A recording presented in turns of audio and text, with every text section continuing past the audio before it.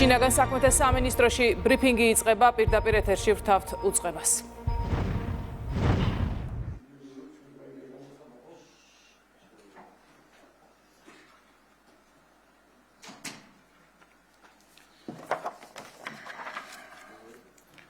მოგესალმებით.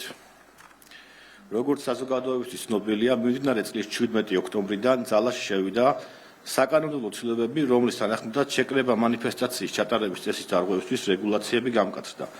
აღნიშნულის გათვალისწინებით შინაგან საქმეთა სამინისტროს თანამშრომლებმა ბოლო 2 დღის განმავლობაში შეკრება მანიფესტაციის ჩატარების წესის დარღვევისთვის ადმინისტრაციულ სამართალდარღვევათა კოდექსის შესაბამისად 14 პირი დააკავეს. დაკავებულთაგან ერთ-ერთი გადაყვანილია ფსიქიკური ჯანმრთელობის და ნარკომანიის პრევენციის ცენტრში, სადაც იძულებით კურნალობას გაივლის. აქედან გამომდინარე თავს ვიკავებ აღნიშნული პირის ინიციალების გაჟღერებისაგან.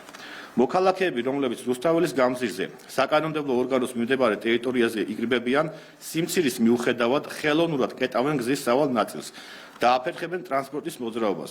ასევე დემონსტრანტების ნაწილს შენიღული აქვს სახე, რაც ადმინისტრაციულ სამართალდარღვევას წარმოადგენს.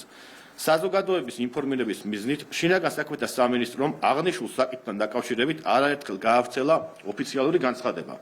ამასთან აქციის მონაწილეებს სამართალდამცველებმა ადგილზე არაერთხელ განუმარტეს, რომ არ შეეფერხებინათ სატრანსპორტო მოძრაობა, თუმცა მოქალაქეები პოლიციას არ დაემორჩილიდნენ და გააგრძელეს კანონსაწინააღმდეგო ქმედება. შინაგან საქმეთა სამინისტროს მიერ აქციის მონაწილეების მხრიდან ბოლო 3 დღის განმავლობაში გამოვლენილ იქნა კანონდარღვევის 53 ფაქტი.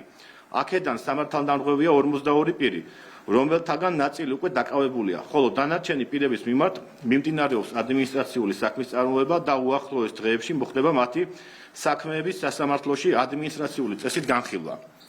აქვე კიდევ ერთხელ შევახსენებთ სამართალდამცველ პირებს.